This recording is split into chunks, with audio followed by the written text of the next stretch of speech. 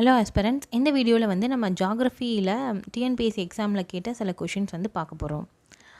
முதல் கொஷின் பாருங்கள், கீழ்கண்டவற்றுள் தவறான கூற்று எது அப்படின்னு கேட்டிருக்காங்க. ராங் ஸ்டேட்மெண்ட் என்ன அப்படின்னு நம்ம கண்டுபிடிக்கணும்.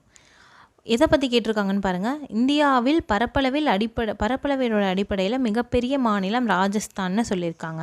ரெண்டாவது பெருசு வந்து மத்திய பிரதேஷ்னு சொல்லியிருக்காங்க. மூன்றாவது பெரிய மாநிலம் மகாராஷ்டிரம்.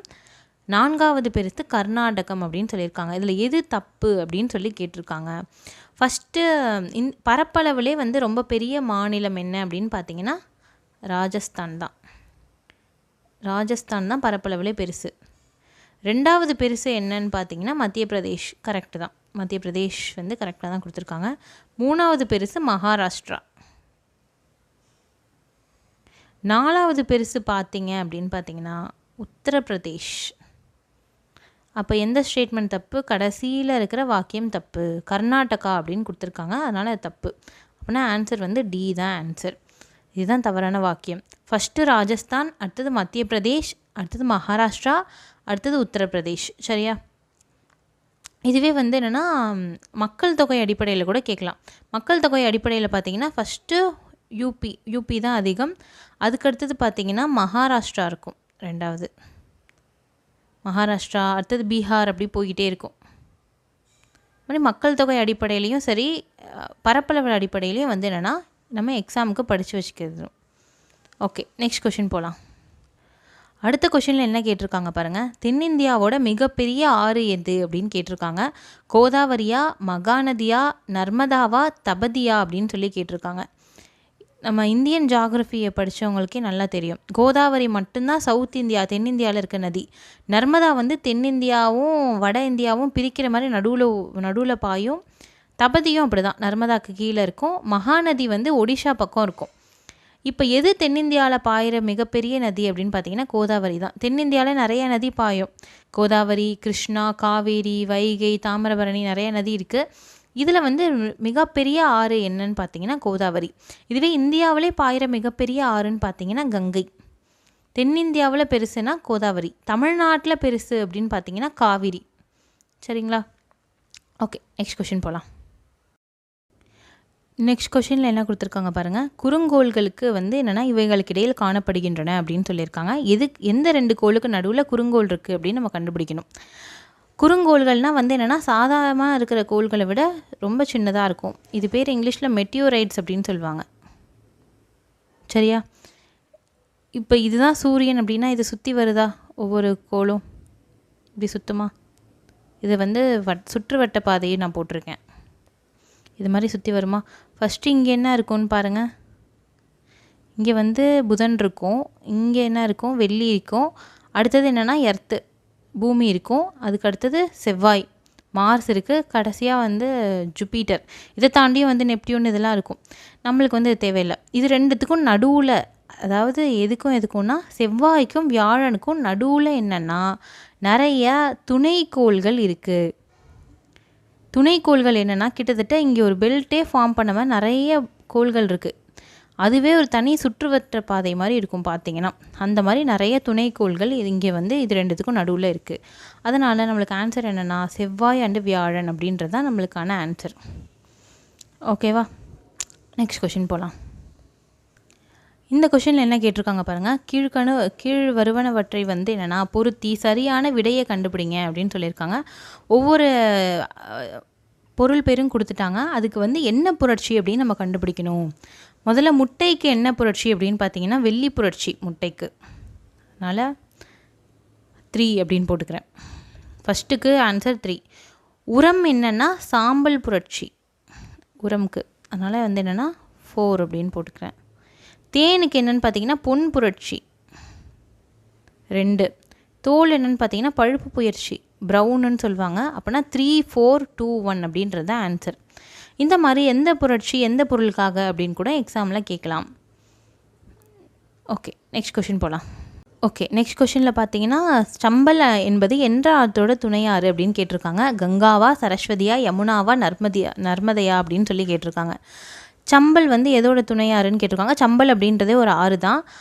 அந்த ஆறு வந்து எதுக்கு துணை ஆறாக இருக்குது அப்படின்னு கேட்டிருக்காங்க. துணை ஆறுனா ஒன்றும் இல்லை, இப்போ ஒரு ஆறு போயிட்டுருக்குன்னா அந்த ஆற்றுக்கு வேறு ஒரு ஆறு வந்து தண்ணி வந்து தரும். அந்த 2 ஆறும் மிக்ஸ் ஆகி அப்புறமா ஒரே ஆறாக ஓடும். இதுதான் துணை ஆறு அப்படின்னு சொல்லுவாங்க. இதுதான் மெயின் நதியாக இதான் இருக்கும். நடுவுலேருந்து ஒன்று வந்து தண்ணி எடுத்துகிட்டு வந்து தரும், அதுதான் துணை ஆறுன்னு சொல்லுவாங்க. இந்த சம்பல் வந்து எந்த ஆற்றுக்கு தண்ணி எடுத்துகிட்டு வந்து தருது, எதுக்கு துணை ஆறாக இருக்குதுன்னு பார்த்தீங்கன்னா யமுனைக்கு துணை ஆறாக இருக்குது. யமுனையே என்னென்னா அதுவுமே ஒரு ஆற்றுக்கு துணை ஆறாக இருக்குது. அது எதுனா கங்கை ஆற்றுக்கு. இங்கேருந்து யமுனை போய் என்னென்னா கங்கை இங்கே போயிட்டுருக்கு, கங்கையில் போய் கலக்குது. கங்கைக்கு யமுனை துணையாராக இருக்குது. யமுனைக்கு எது துணையாறுனா சம்பல். அதனால் நம்மளுக்கு ஆன்சர் யமுனை அப்படின்னு வரும். சரஸ்வதி அப்படின்ற நதி வந்து நம்ம லிட்ரேச்சரில் தான் இருக்குது, ஒன்லி இலக்கியத்தில் மட்டும் தான் இருக்குது. அதை வந்து இருந்ததுக்கான வேறு எந்த விதமான ஆதாரமும் இப்போ நம்மக்கிட்ட இல்லை. ஓகே, நெக்ஸ்ட் கொஷின் போகலாம்.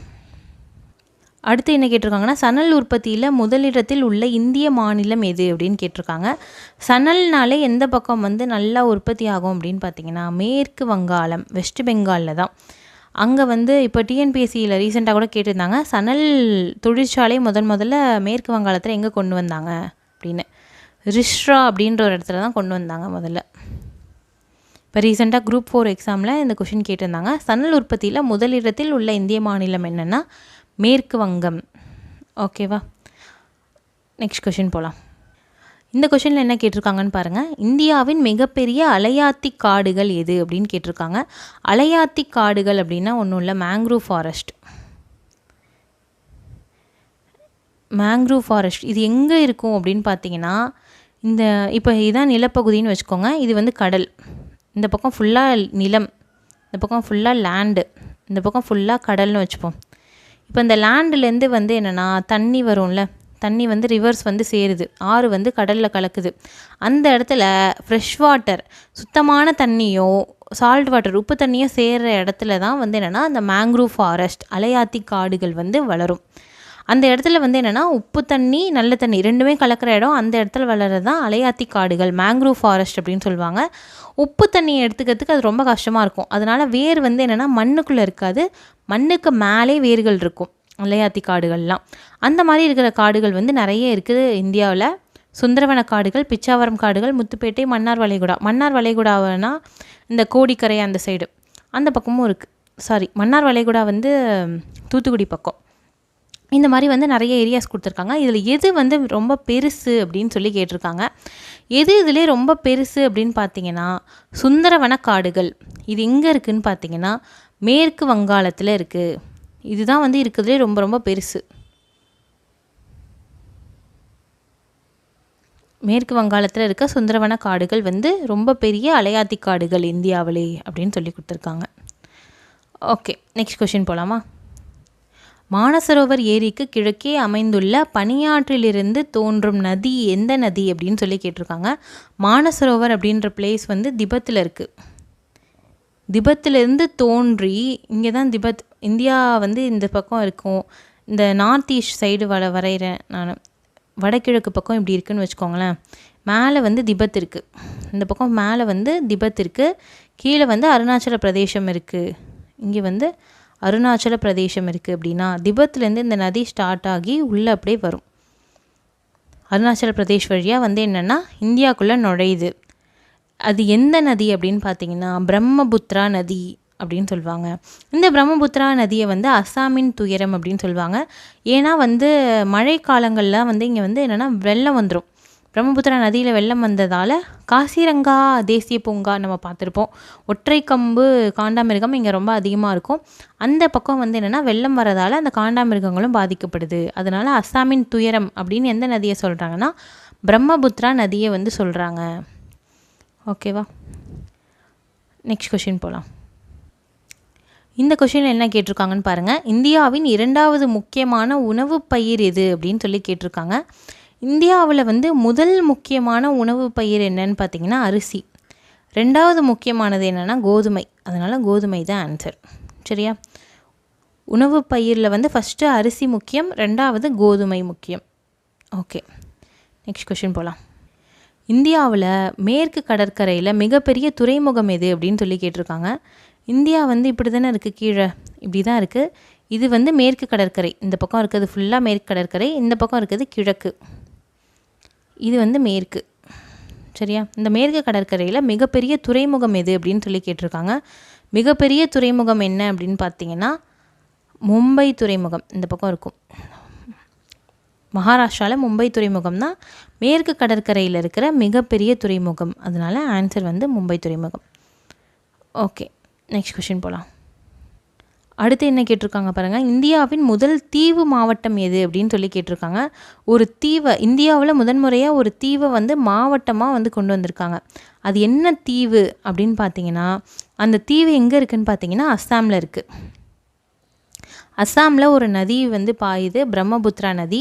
அந்த நதி வந்து இப்படி பிரிஞ்சு இப்படி போகுது. நடுவில் வந்து என்னென்னா, இந்த நதிக்கு நடுவில் வந்து பார்த்திங்கன்னா ஒரு ஏரியா இருக்குல்ல, இது வந்து ஒரு தீவு. இந்த தீவு வந்து என்னென்னா பேர் என்னென்னா மஜ்லி தீவு. இந்த மஜ்லி தீவு தான் வந்து என்னென்னா முதல் தீவு மாவட்டமாக இந்தியாவிலே அறிவிக்கப்பட்டது. பிரம்மபுத்திரா நதி பக்கம் இருக்குது, பிரம்மபுத்திரா நதிக்கிட்ட இருக்குது.